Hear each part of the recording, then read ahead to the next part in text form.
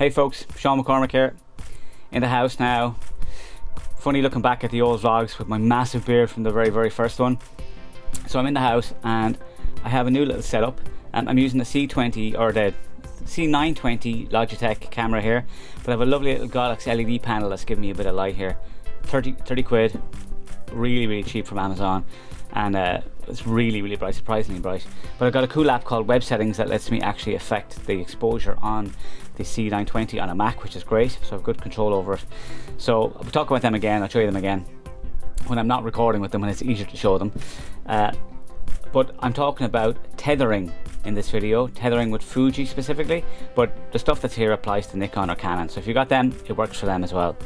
So let's go ahead and have a look at tethering, and then talk a little bit about what's going on in the setup in the studio, because I'm kind of getting where I want to be with my studio finally.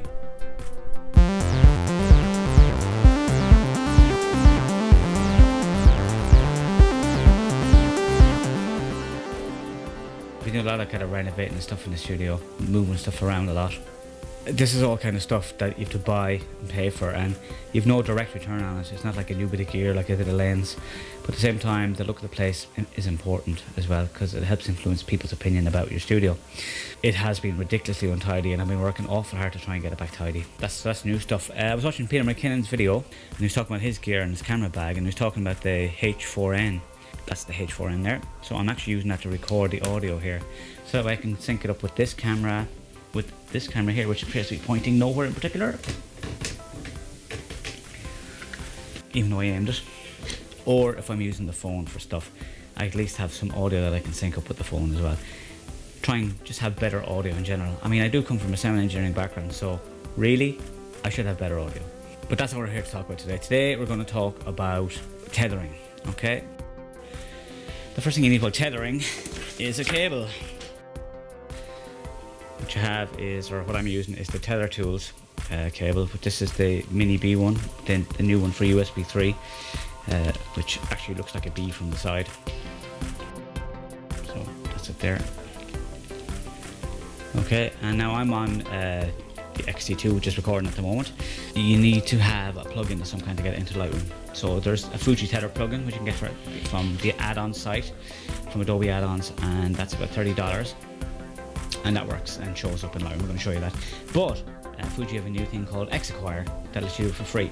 Now you can't tether directly or control the camera from inside Lightroom, but you can put stuff in a watch folder and that will all get moved into Lightroom. So I'm just going to show you that setup there now.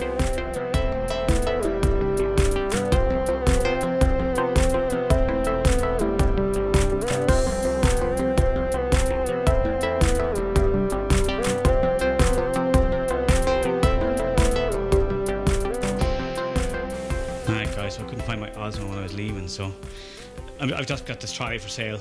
So what I'm going to do is, here I am just tethered here, so you can see the cable is going in to the camera, and you can see what it's seeing there, because I have preview mode turned off, so that way I can get a preview of what's going on in the studio. Otherwise it would just be black, and obviously going to be tethered into the computer there.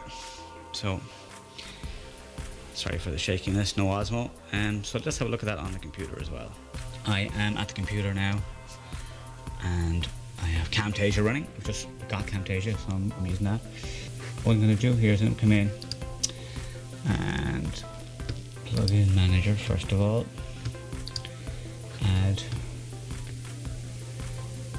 and tether plugin, add plugin, add plugin tools, done. Okay, in theory that means it'll work. So tethered capture, start tethered capture, and give it a name. Trolley. It's a beauty trolley. We call it beauty trolley, and we just put it in pictures for now. So, actually, can we create another one? So,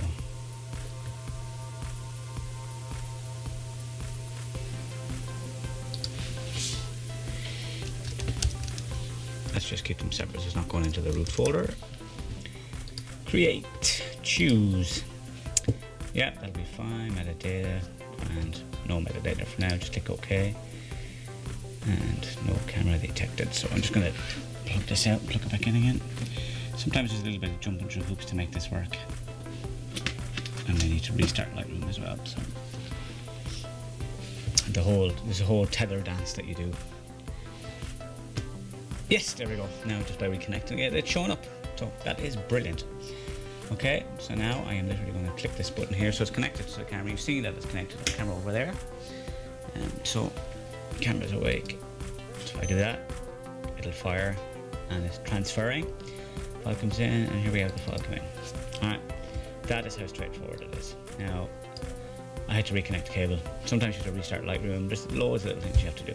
So, anyway, that's just a little test here on that. And yes, I do need to give the background a bit of a wipe. So now, let's go for our other option here for a second and turn that off altogether. Right guys, so here's X-Acquire, and that's where it is. So download Mac version, down to the I agree, begin download. As you can see, it's tiny. I'm actually downloading it on my phone here as well, with just terribly slow internet. It's 3G only, I'm afraid, on the servers I'm on, but hey, it's cheap as chips. Zip file, there we go.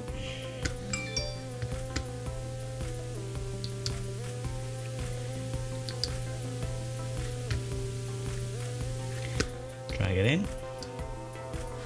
Oh, apparently I already have it.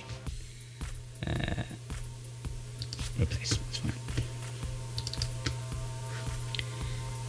Because I was looking for it as X, now it's Fujifilm open.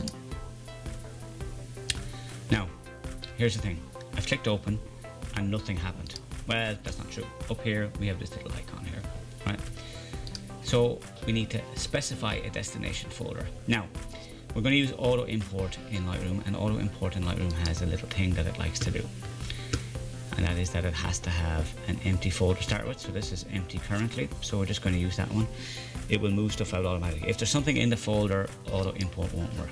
Right, so now what I'm going to do here is go File, auto import settings, watched folder. So we're going to go and we're going to choose that folder we saw there a minute ago, which I've now completely forgotten where it was. Documents, Fuji film, X-Acquire. Choose that one. I'm going to put it into a subfolder called auto import. I'm just going to leave it at that. I'm just going to leave all of these as basic as possible. We're going to turn on enable auto import. Click OK. And now, because of the fact that I am doing this as a watch folder, I've got to go over to the camera itself. So I'm shooting that shot directly from the camera. Now, if you want with X-Acquire, you can show a window. Right, so this is what the window looks like.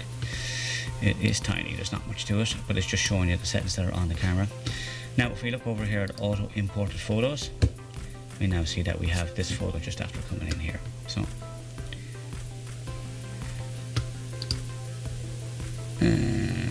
that's pretty much it for it. Like, it just shows the camera settings. It doesn't do any more than that.